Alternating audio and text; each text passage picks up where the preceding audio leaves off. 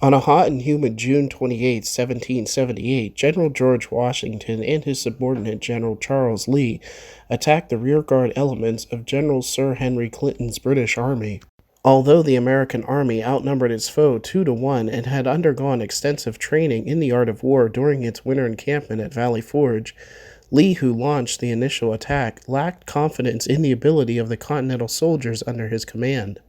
In failing to press his advantage, Lee ceded the initiative to his British counterpart General Charles Lord Cornwallis, who commanded the rear elements of Clinton's army. What began as a promising opportunity developed into a potential disaster. As Washington approached the fighting, he encountered panic-stricken troops fleeing the enemy.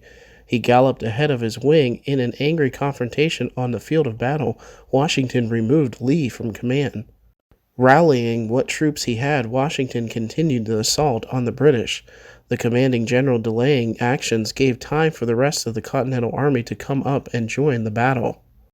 Washington placed General Nathanael Greene's division on the right and the division of General William Alexander Lord Starling on the left. Lee's men were turned over to Marquis de Lafayette, who kept those troops in reserve. General Mad Anthony Wayne assumed command over the other elements of Lee's forces and manned Lafayette's front.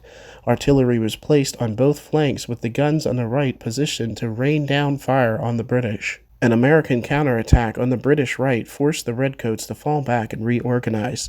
Cornwallis then led his men in an attack on Greene's division. Supported by artillery, Greene's men stiffened their line and repulsed Cornwallis and his troops. The fighting seesawed back and forth under the brutal June sun for several hours. By 6 p.m., however, the British felt they had enough. While Wayne wanted to press the attack, Washington believed that his men were beat out with heat and fatigue. The British did not give Washington a chance to renew the fight in the morning, slipping away under the cover of darkness and resuming their withdrawal to New York City.